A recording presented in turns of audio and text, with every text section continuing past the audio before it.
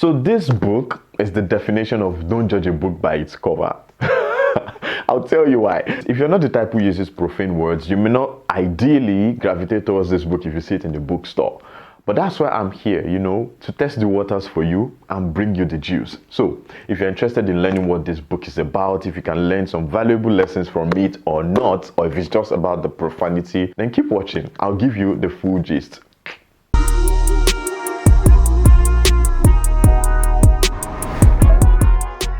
What's up guys, it's your boy Coded99 again and welcome back to my channel.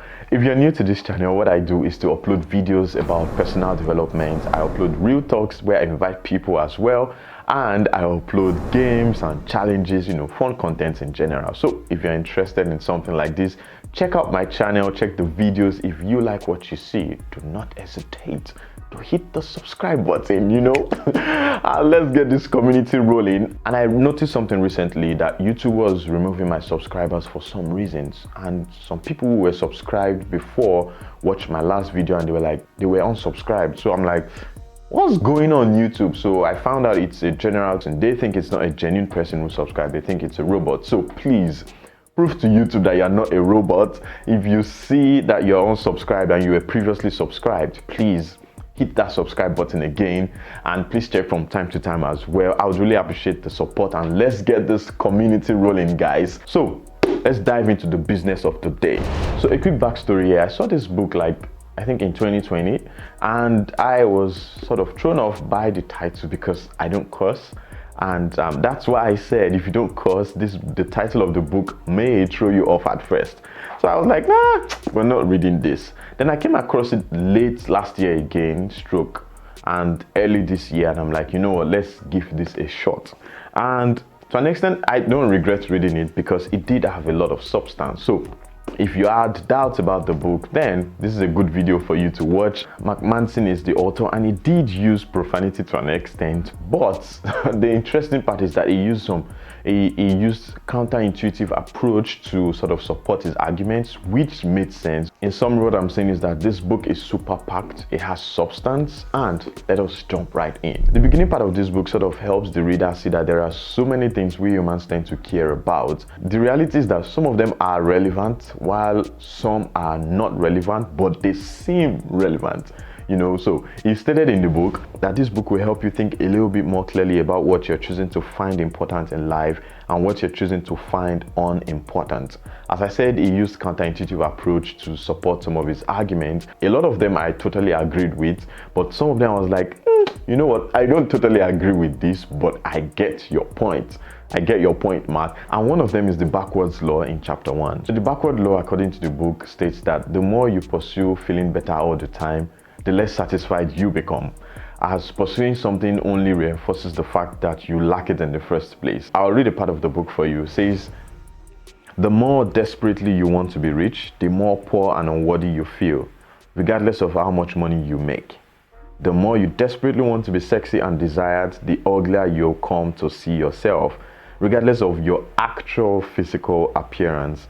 He added to those examples, he said, if you have to prove to people that you are rich, you're happy, you're confident, you're beautiful, then maybe you're not actually these things. I totally agree with this part. I also believe that if you really have something, if you got something, you don't actually need to prove to people. However, I don't totally believe that pursuing something always reinforces the fact that you lack them in the first place. That my focus is on the word always, because I have a bias on this part, because I believe if you want something and you pursue it, on your journey of pursuit, there will be tiny bits of progress that you can measure.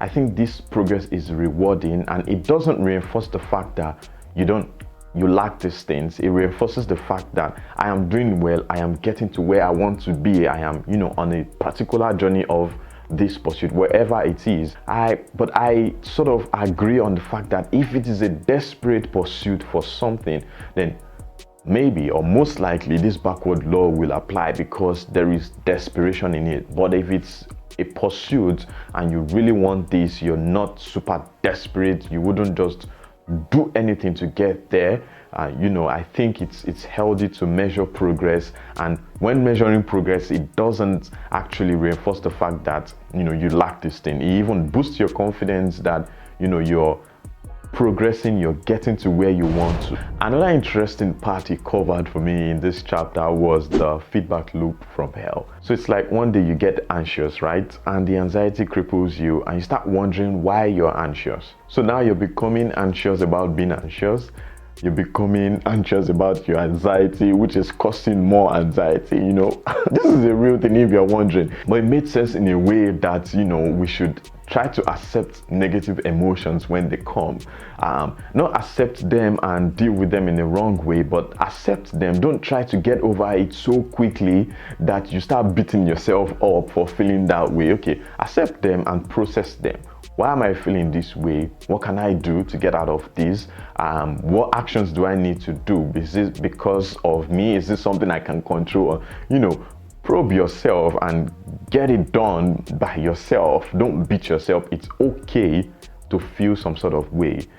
What is not okay is to act in an unhealthy manner because you're feeling some sort of way. So I think the best thing is just to, I resonated with that, you know, feel it, soak it in, and then process it in a healthy way. Mark did something I really like in this first chapter. He tried to define so that you would have a structure of where the book is going. He defined what not giving a F really means. First of all, he said it doesn't mean being different or being detestable or rude or not caring about anything or anyone. He said it means being comfortable with being different. The next meaning is trying not to care so much about whatever adversity it is, but try to care about something more.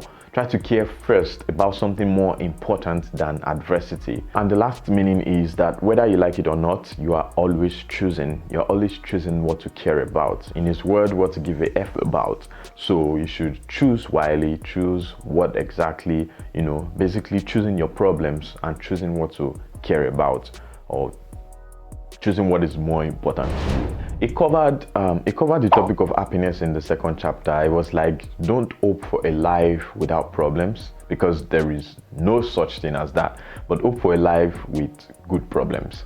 And one part actually made me relearn something is, you know, as humans, we hate pain. We hate to sometimes feel pain. But his point of argument was that pain sometimes could be necessary, one for our growth, and sometimes it helps us see or focus our attention on what really matters, and that it helps us see what is really good for us versus what is bad for us, which I sort of resonate with. So it was like, it's not always good to avoid pain and seek pleasure. Sometimes it's good to, you know, let necessary pain in, because it could be beneficial for your growth. I think I don't have to be biased about that. So he further argued that sometimes happiness comes from solving problems, not by avoiding them and seeking pleasure. I would also say that don't live in denial or be stuck in the victim box or victim mentality, because it really doesn't help.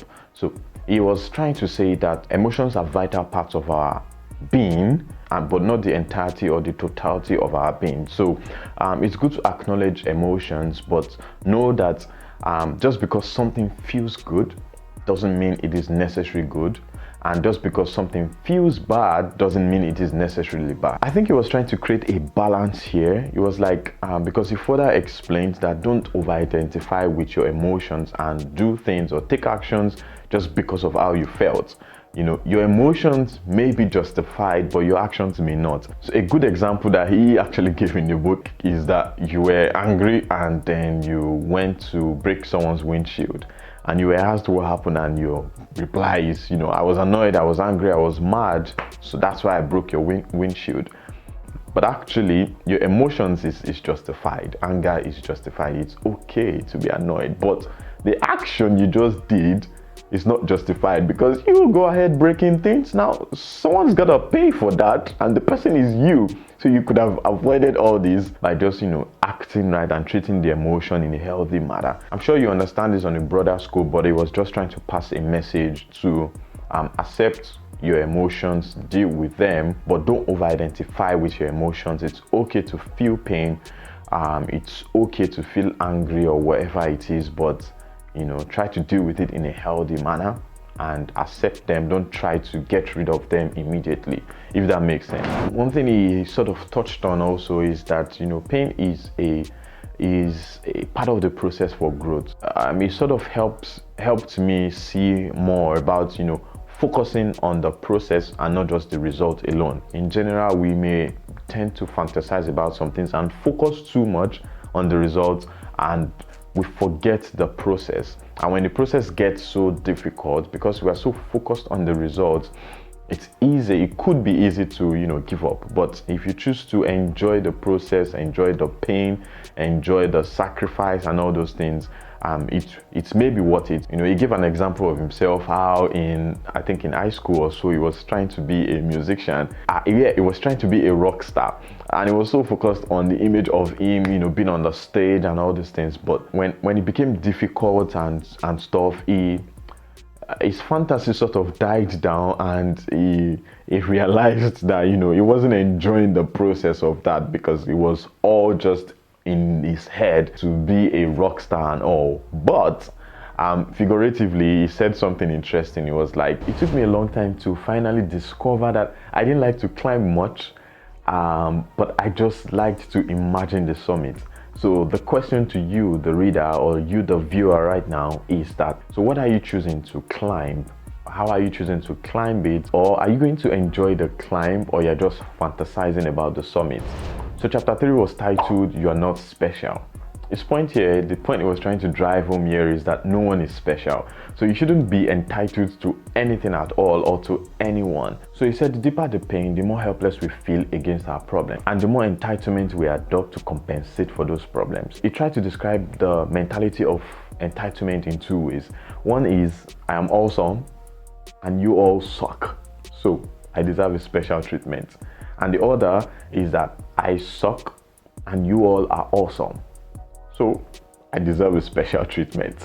So I think what he was trying to say here is that if you have a problem or a challenge, you know, there is a chance that thousands or millions of people also have that same problem. So you're not the first, so you shouldn't place a sense of entitlement to it. You know, the humane thing to do from others is, you know, to empathize with you, to be sensitive and all, but you shouldn't expect or demand some sort of special treatment. You're not entitled to any sort of special treatment. It is out of people's respect or empathy for you that they do that, but it's not something you're entitled to. And I think the sense of entitlement can make someone stuck in a victim box, you know, always wanting to be the victim, which may not be right. And on the flip side, I think if you're that awesome, you know, your workplace may give you some things that will make you feel entitled, but know that you're bigger than your workplace. You have people surrounding you outside your workplace as well. So someone at some point is more awesome than you in a particular area or whatever. So I think you should, the message was trying to pass to the reader is to learn to be humble and be ready to learn, and at the same time teach people. You can learn from anyone at any time, and anyone can teach you, and you can teach anyone at any time. So just be yourself, be your awesome self, and be ready to learn, be ready to be challenged, and be open-minded, basically. So I really like how this book started, and right in the middle in chapter 4, Mark Manson was already talking about, you know, values. So that was, you know, I wasn't expecting it, so it was kind of nice. Like I said, it has some good substance in it. So yeah, let's dive into the values he talked about. So just to try to summarize, he listed some good and poor values that people have, and of course some of them were counterintuitive as usual, but they make sense. So the first value he talked about was pleasure. You know, he said this is a bad value to have, and I'll briefly explain. He was talking from the perspective of always wanting to have pleasure. So I'll read an excerpt from the book. It says, pleasure is a false god. Research shows that people who focus their energy on superficial pleasures end up more anxious, more emotionally unstable, and more depressed. Pleasure is the most superficial form of life satisfaction, and therefore the easiest to obtain and the easiest to lose. The next poor value you talked about is material success. You know, having to measure your self-worth based on, you know, the the amount of money you have, the car you drive, you know, if the front lawn of your house is greener and prettier than your neighbor's one, you know, and a lot of things like that. So I'm gonna just jump right into the book. It says, there's a problem if people overvalue their material success over values like honesty, non-violence, and compassion. When people measure themselves not by their behavior but by the status symbols they're able to collect, then not only are they shallow, but they are probably assholes as well. Some other poor values he mentioned are, you know, always wanting to be right and always trying to stay positive and being in denial of the negative emotions you may be feeling. Point here was that, you know, you should feel negative emotions, as I said earlier, accept them, deal with them, and process them, take actions on them in a healthy manner. He also gives differences between, you know, good values and poor values. You know, he said good values are reality based, they are socially constructive, and they are immediate and controllable. For example, honesty. You can control how honest you are. You know, it's not based on external factors, it's based on you. It's, you know, you can control it. It reflects reality and it benefits others. Although honesty may be unpleasant sometimes, but yeah, it has these factors.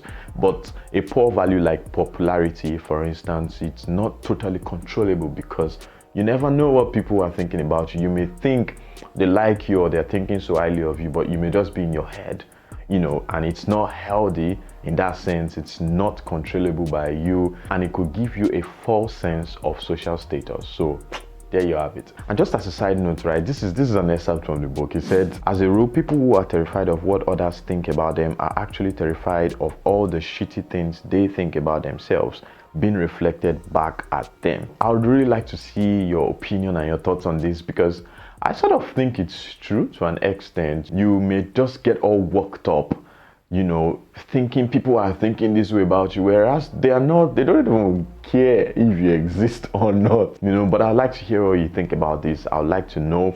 And at this point, if you feel like you're getting some value in this video or you're enjoying this video, please make sure you subscribe or share this video whoever you think may need it, because I think this book is for everyone. You know, if you can't, just stick to this book review. But yeah, please make sure you subscribe, share this video, and like as well. I would really appreciate your support. So moving on to chapter 5. So chapter 5 is titled, You Are Always Choosing. You know, his point here is that we don't always choose or control what happens to us, but we can choose and control how we respond to it, how we interpret it, and how we deal with it, right? Which I think it's totally correct. He twisted this popular quote in a good way. With great power comes great responsibility. He twisted it and said, with great responsibility comes great power. And the reason behind it is that if we can take responsibility and not blame others for our problems or for some situations, if we can take responsibility for them, then we're able to control how we tackle or approach that problem, you know, appropriately, instead of blaming someone else for your responsibility, if that makes sense. And to further clarify, he sort of distinguished between fault and responsibility, right? He said we sometimes, you know, misinterpret them. What is your fault and what is your responsibility? And he explained in this sense that if you get sick, for instance, it may not necessarily be your fault that you got sick, but it's your responsibility to call the doctor, to visit the hospital. He gave an example of cancer, for instance. It's not your fault that you have cancer, but it's your responsibility to follow up with treatment and all these things.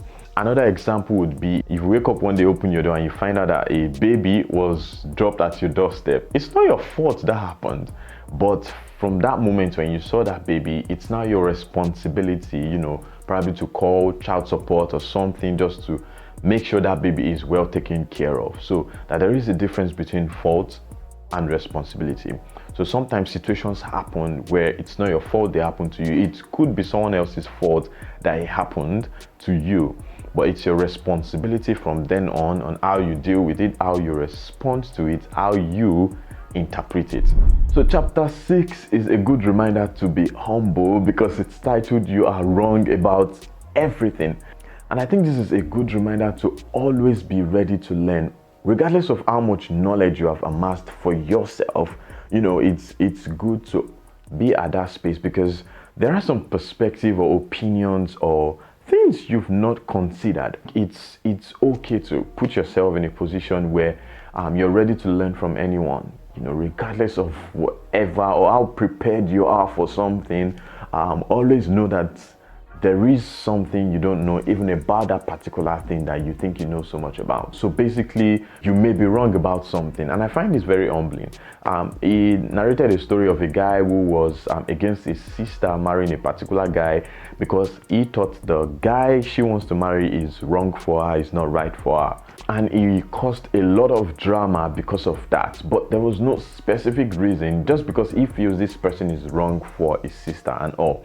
But then McManson tried to help us see that, you know, there is a way this guy could have probed himself, asked himself question: what if I was wrong about this? What if what I'm projecting to my sister is my own insecurity, is my own failure in marriage? You know, what if my sister is actually right and I'm just trying to protect my ego? So, you know, if you can ask yourself some questions, you know, there is something you're not considering about some particular thing, and you may think you're right, but in the real sense, you may not be totally correct. And it's okay to welcome another opinion or to welcome another perspective that would you know, give you a compromise, or that would make you compromise a bit on some things. You know, it's not a do or die matter, basically. So I think we should always put ourselves in that position. It's a humbling position to be, but I think it's necessary and it's socially healthy to do. And it's good to note that if you claimed to be correct about something and you eventually were wrong, or could have been wrong, or you know, you saw a different perspective that you could permit, I think it's safe to apologize, or to know what action to take. You know, if I was wrong, then what actions can I take to depends on the impact of what you've caused. Depends, it totally depends, but know that your actions might have caused some reactions and you need to create another action, you know, just to, you know, fizzle everything down. So if you need to apologize, please do, but always make sure that you are ready to admit you're wrong, and you may be wrong about everything you think you know. Chapter 7, I think I really like this chapter because okay, he was talking about failure. He said our failure is the way. His point here was that pain and failure are necessary for growth. Failure on whatever level you want to define it, whatever level you want to place it, however small it is, could be necessary for growth, or it is necessary for growth. I would say that from the book, he said fear and anxiety and sadness are not necessarily always undesirable or unhelpful states of mind. Rather, they are often representatives of the necessary pain of psychological growth. And to deny that pain is to deny our own potential. He was relating this to the fact that just as one would suffer physical pain to build some muscles, he said emotional pain is also necessary for growth. It's necessary to build a stronger sense of self. It's necessary to build more confidence. It's necessary to build emotional resilience, necessary to increase compassion and generally a happier life. But I'll jump right into the big reminder for me. It's the do something principle. Ooh, I loved this so much because as some of us are good at procrastinating. Basically, the do something principle is something he got from his high school maths teacher, and the maths teacher would tell him that if you're stuck on a problem, don't sit there and think about it, just start working on it. Even if you don't know what you're doing, the simple act of working on it will eventually cause the right ideas to show up in your head. For me personally, this is like nailed it, because I think it's true. No matter how stuck you are on a problem, you can just take a part of it and, you know, okay, I don't totally understand this, but let me try this part. And it opens channels, it opens doors in your mind, you know, to explore other solutions or things that could work out, you know. Another thing is, okay, if you don't understand the problem, you can try to, you know, learn more about the problem, and maybe that would help you in your approach towards solving the problem. So yeah, do something, don't just sit right there. This spoke to me, and another reason why I see this as very important is because it redefined motivation in a way. He said most people think that motivation would go in this way, where you first have the inspiration, to do something, and this becomes an action where you actually do that thing. So it's a flow like this: emotional inspiration, motivation, and desirable action. But if it happens that you don't feel that way, so there is no emotional inspiration, would that mean that there would be motivation and there wouldn't be any desirable action? His argument was this shouldn't be the case. He said, but if you look at motivation as an endless loop where there is inspiration, motivation, action, inspiration, motivation, action, inspiration, motivation, action, where you see now clearly that in a way it doesn't matter where it starts from. So if you can start from action, you still end up being inspired and being motivated to do something, and then it still goes around. But if you place it based on emotional inspiration alone, then you may not end up doing anything, because we don't always feel like doing some things, especially difficult things. So that was a good one for me, knowing fully well that action can transcend into motivation. So just start, do something. If you feel stuck in your life, if you feel stuck about some goals that you wanted to achieve, this applies in every direction of life, even spiritually. If you feel stuck, I would say this, if you feel stuck that you can't pray, you're not motivated to pray, just do it. Just start praying. If you feel stuck that you can't study your Bible, just start studying your Bible. I think this doesn't have any limit in any sphere of life. Just do something. Moving on to chapter 8. The title is The Importance of Saying No. I'm contemplating between talking about it and sending you to my previous video. It's titled The Art of Saying No. You'll see it here. Go watch that video. They are somehow related. It basically talked about being willing to reject and be rejected. That's what this chapter was about. Be open-minded to be rejected, and be open-minded to say no as well. But yeah, go check out my video. It's titled The Art of Saying No. I'll drop a link in the description, drop a link here, drop a link everywhere, so you can check out the video and let me know what you think. Going to chapter 9, this part was the final part. He summed up everything, gave it a broader picture. It gave it an eternal picture, because the title of this chapter is And Then You Die. And the question that he pointed out is, what would be your legacy? Legacies will outlive you. So it's more on an eternal scope. So it sort of puts an importance on the things that really matter. So he said when he was younger, I think it was in his teenage age,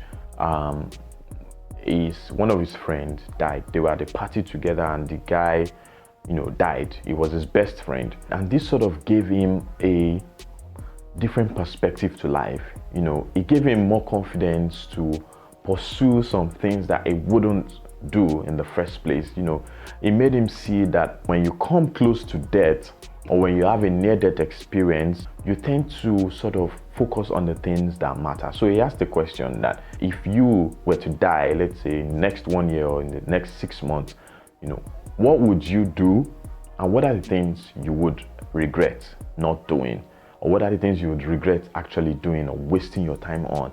And this is an important question, because it shifts your focus from poor values like being popular and all these things, but it makes you actually think of what matters to you. I'm not talking of motivation on the dreams and whatever, but what really, really, really matters to you as a person, as an individual. In this headspace, I think popularity or whatever poor values you're holding on to would not be important. There will be something else that is more important than some things that you think are relevant right now, right? Things like your social status, your financial status, some things may become irrelevant to you. I'll read a part of the book. It says, the fear of death follows from the fear of life. A man who lives fully is prepared to die at any time. When faced with death, our sense of entitlement is stripped off. You realize no one owes you nothing. you know, a lot of things just become irrelevant automatically. Social pressure just vanishes. A message he gave to the reader is that you are great already. You're great not because you innovated something, or not because you you know, developed something, not because you graduated from school early. You know, whether you like it or not, or whether you realize it or not, you're a great person. And the reason why he said so is because things do not define greatness. He said, you're already great because in the face of endless confusion and certain death, you continue to choose what to care about and what not to. These shapes your values, makes you beautiful, successful, and loved, even if you don't realize it. You know, this was beautiful. This sort of settles down into you and makes you, like, I mean, for me personally, makes you like reflect more on yourself. Why am I doing some things? Why are these things important to me? What are these things that I do that are not important to me? You know, how much time do I have? The things that I'm doing, am I doing for anyone else? Am I doing to seek validation, or I'm actually doing for myself, understanding myself more and all these things? So, because that would reflect on how you treat people and your stance socially. Max suggested something. You know, he said he sometimes goes to a cliff and stand at the edge, knowing fully well that he could fall from that cliff, but he's right there facing his fears, you know, looking down to the ground and knowing that this is death, right? He's facing it right there, and that helps him reflect more on, you know, the things he should do. It helps him to be more proactive, helps him to focus on what really matters more than the unnecessary things. So he suggested we can try it too, but nah, I'm not gonna try it. I understand what you mean, but Mark, thank you very much. I'm not trying it. You get the book, you can try it yourself. You know, it's an interesting read, trust me. I think you won't regret reading it. So this is the end of the book review. You can get the book on Book Depository and Amazon. I mean, I can drop a link in the description for this, and obviously the book will be on other bookstores as well, so you can always get them in your local bookstore. But yeah, I use Book Depository most of the time because it's free shipping. So yeah, who doesn't like free shipping? Anyways, you can get the book and read. If you've read the book before, please let me know in the comment section. Let me know your thoughts about the book, how you felt reading the book, what were the things you actually took out from the book, because I have certainly not said it all. You may have some things that you know, the people viewing this video would like to learn from. So please let us know in the comment section if you've read this book before and what things stood out to you. If you feel like you've gained some value in this video, please make sure you subscribe. I would really appreciate your support. Like this video, share with your friends, share on whatever social media as well. You know, if you know anyone who needs it, please just keep on sharing. I would really appreciate your support. I'll be signing off right now, and until next time, make sure you keep yourself beautiful. Peace out.